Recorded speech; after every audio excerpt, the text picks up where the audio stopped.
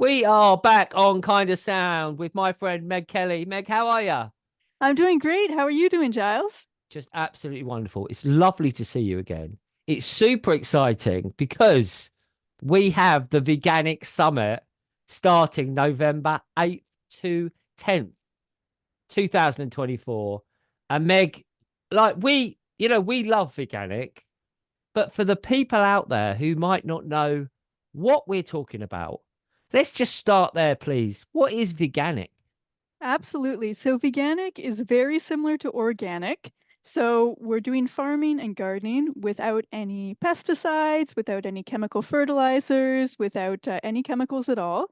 But one way that it's different than organic is that in organic growing, oftentimes animal products are used as fertilizer. So, that can be things like blood meal, bone meal, fish emulsion, remnants from the fishing industry in general that are just often used to grow fruits and veggies in organic agriculture. Sometimes these aren't even sourced from organic farms, so it might bring in contaminants, but also obviously from an environmental perspective and from an ethical perspective, it's best if we can avoid using the remnants of animal agriculture. So with veganic, what we're doing is we're going one step beyond organic and we are using entirely plant-based fertilizers. So we're using essentially vegan organic techniques to do our farming and gardening. It's one of those things. It's Gandhi said, there's nothing as powerful as an idea whose time has come.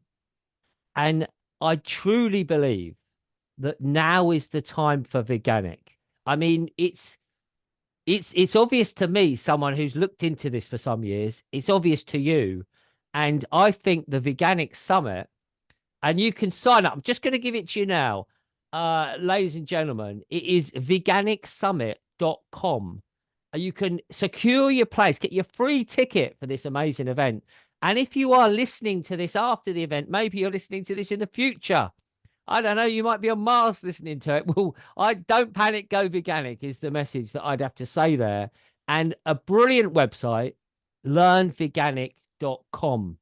You can check out so much. And of course, I'm working a lot with the Vegan Organic Network, who I think are part of the Veganic Summit, Meg. Yeah, the Vegan Organic Network is our main collaborator and main sponsor for the Veganic Summit this year. They're doing a talk about growing the veganic movement. And one thing that they've done, which is absolutely brilliant, is they have created a vegan organic world map Yeah. that people can sign up for at vonmap.org.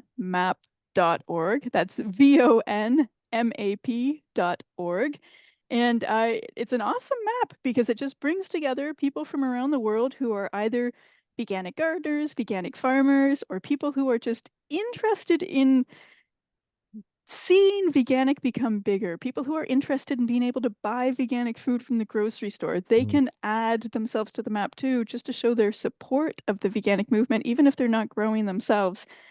So they're going to be talking about that at the Veganic Summit and how people can get more involved in building the movement. And it's funny, isn't it? Because sometimes people are actually growing veganically without realizing it. So I kind of, try and be led by synchronicities and the flow of life and everything, such as that we're talking again now, and we fitted this in just before actually I'm about to go to our local primary school because the little ones, the reception class, they've got a raised bed where they grow food. And in the past, I've done the gardening with them, of course, all veganically with the children there, but it's all come apart and it's all broken and they've not been able to use it. And they were quoted £800 to replace it. So I said to the school, look, we can do that. So I've just picked up the wood from our local wood yard and we're going to fix it. We're going to do it all veganically with the kids. So that's just a real good feeling. So I'm on my journey the other day and I'm just going to go to this charity shop, pop in, sometimes get some good books. And what do I see? A recent book called The Vegan Gardener.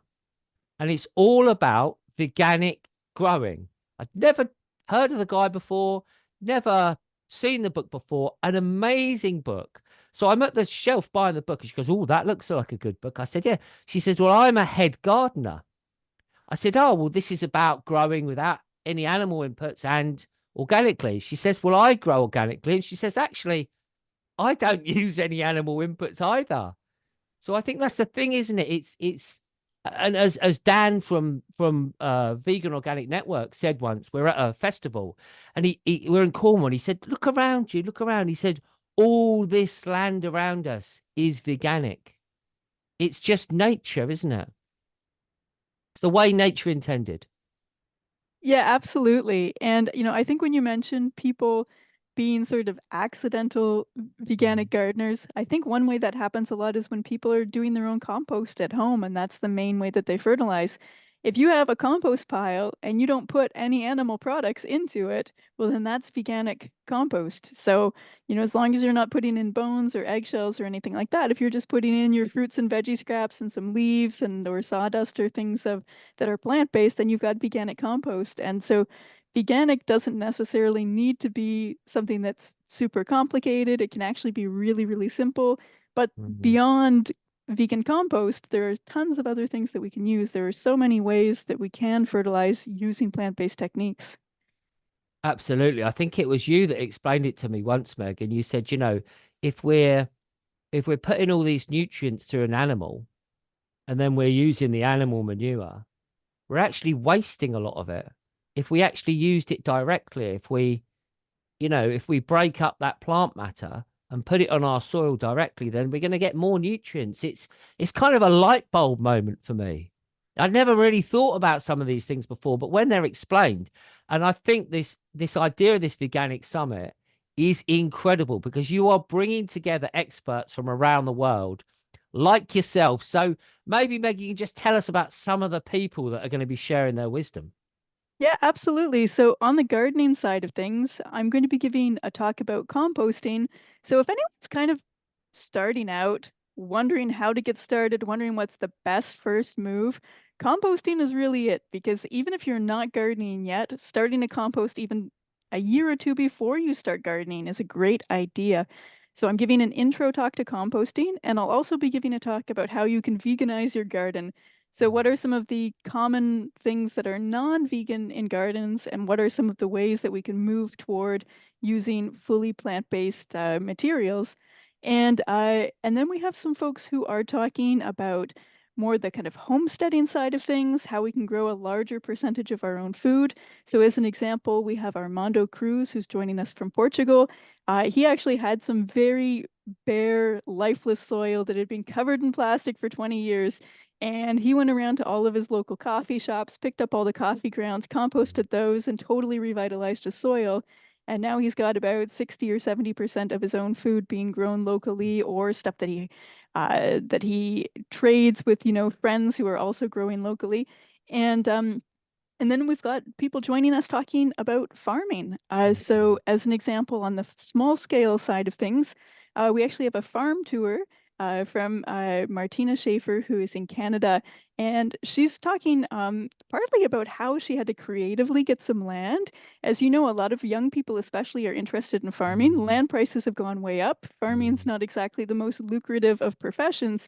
So it can be really, really tough for people to access land. So she's giving a talk about how she honestly went to an organic conference, put up posters everywhere saying what she was looking for, and now she's been farming on someone else's land for several years by using creative ways of getting access to that. And she'll Mhm.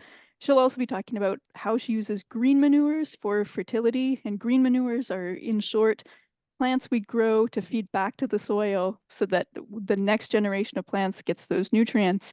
And then we have people talking about the larger scale side of farming.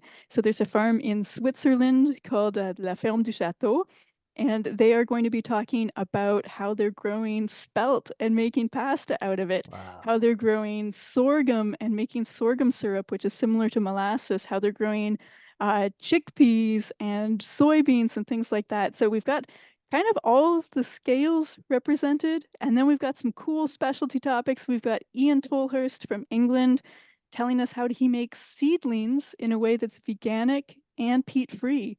Because most like seedling substrate, if you want to grow baby plants, most of the time it's got animal products if you go buy it from Mhm. the store. Mhm. And then most of them too have peat in them, and peat is a vegan material, but it destroys ecosystems and it Yep. releases tons of greenhouse gases. So, sure, it's plant-based, but it's not good for the environment. So Ian Tolhurst has developed a technique for decomposing tree branches, chips Mm. like wood chips in a pile, and he has grown over 2 million seedlings using this technique. And we've got Helen Athow joining us talking about, she's in the US. She's going to be talking about fruit trees and orchards. So if somebody is interested in having a couple of trees in your backyard, or having a community forest garden, or having a commercial orchard, that's the talk to see. So, and we have other talks too about policy change, about building the veganic movement, that the Vegan Society is going to join us to talk about policy change and ways that if the government changes some policies, it could make it easier for people to start growing veganically. It could make them it easier for people to switch over to veganic agriculture. It's not easier. It's not easy, financially for farmers to start farms or to take risks in terms of transitioning their farms. And there are a lot of subsidies out there for farmers, but right now they're not necessarily oriented toward the plant-based transition. So they're going to be talking about that. So we've got such a wide range of talks. We've got Wow. something for everyone, like whether you're a gardener, whether you're a farmer, whether you're an activist, whether you're just curious. And like most of the talks are pre-recorded. We're, sending out a batch each day all at the same time. So you can pick and choose. You can say, out of these 5 talks today, there's 2 of them that I'm really interested in. I'm going to watch those ones and maybe get to the other ones later. So, it's really set up to be a very relaxed way of people being able to watch the material at their own pace and pick and choose what's going to really resonate with them. It's absolutely incredible, and congratulations to you, and the team for putting this together. I mean, you just reeled off all these countries from all around the world, right? How have you gone about putting this together, Meg? I mean, it must have taken a bit of time to tie all this up. It does. It is a big thing to put together a summit, but we've got 2,500 people signed up so far. So I am Wow. just happy to be sharing it with everybody. We definitely get a big head start on this. This is not something that you can put Yeah, together yeah, in a yeah. couple of weeks. We get a nice big head start. And we're lucky that we've been activists in the veganic scene since 2008. It's been a long time. We've got a lot of people we know. We've got people we can write to and, have a direct connection with. So I would say that that's made it easier for us that we know so many wonderful, wonderful people in the movement. And it's great to see everybody rallying around this together. It really brings together international veganic organizations to work in collaboration. So yeah, it's just been wonderful for us to put together, and we're so excited to share it with everyone this November 8th to 10th. And again, if you would like to join, you can get a free ticket. It's at veganicsummit.com. And veganic is just the word vegan with an IC at the end. So kind of like the combo of the word vegan and organic. So it's veganicsummit.com. We also have an optional paid upgrade. People can absolutely join for free. The free ticket's got like 11 talks. It's got like a live day on Sunday too. And the optional paid upgrade, it comes with a few cool things. It's got live Q&As with some of the veganic experts. It's got an ebook of the Veganic Growers Handbook by Jimmy Videlli. It's got some networking events. It's got a whole bunch of guides. So that's something to consider if people want to dive into the topic even deeper. But we recommend that everybody signs up with the free pass. If you're curious, go join us with the free pass. Well, I am already sharing this out there, Meg, and I am going to do a newsletter. Going to upload this evening. I'm going to do a newsletter and get as many people as I can into this, because it really is, when you understand the benefits of it, and also when you look at the harm being caused by the current system, by the harm being caused from people consuming animal products to themselves and to the animals and to the environment.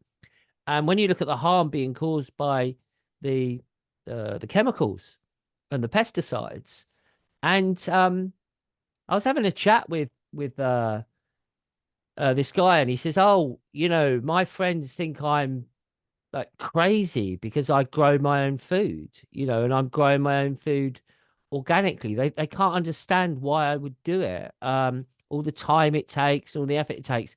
And I said to him, it's because these people do not understand the dangers and damage caused by the chemicals. This information has been kept from them, which is why they think it's a lot of work. I mean, I'm looking out here on my beautiful veganic garden in Suffolk, which you will find on the Von map. Do come and have a look. It's abundant, even this time of year. We got strawberries in November.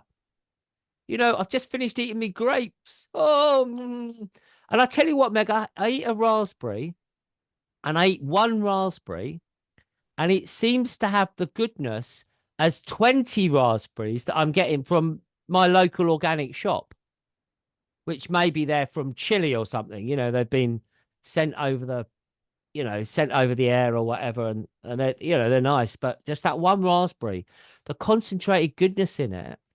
And for me, it's not just a physical thing, it's not just a health thing, it's also a spiritual thing, my connection with the earth. So tell us about your journey with I mean, I know you're in Canada and some of the time it's cold, but how is it for you when you eat your own produce? So you're right, it is cold here. All we've got left in the garden here is some kale and some other Mm, cruciferous veggies. Everything else has kind of died off with some frosts. But all summer we've had some lovely harvests, some wonderful tomatoes and squash and potatoes that we've been eating. And I love the convenience of being able to yeah. walk outside and just grab some food. I love being able to say, okay, it's dinner. Yeah. I'm just gonna step out. I don't have to go to the grocery store. I've already got a bunch of staple foods like beans and grains in my cupboards, and when it's actually time for something fresh, I can just go out and grab it. It's wonderful. I think too, it really helps us appreciate the food that other people Mm, grow for us. mm, I think a lot of us are so disconnected from where our food comes from, and yeah, and I've got to say, for me, I actually originally started growing food out of a sense of almost like social responsibility and like kind of, having a better understanding of where my food came from, and also just that idea of just the essential nature of understanding how to grow our own food. For me, it was yeah. a question of reskilling. Like, I should, at the very least, know how to do this, regardless of what percentage of my diet I'm growing. Mm, I should become good at growing so that if I ever need to scale it up, if we have changes in the world, right now food prices have been rising significantly. mm, For the folks who are already accustomed to gardening, who already kind of have that skill set, it's easy to kind of say, all right, food prices have gone up, I'll double the size of my garden this year.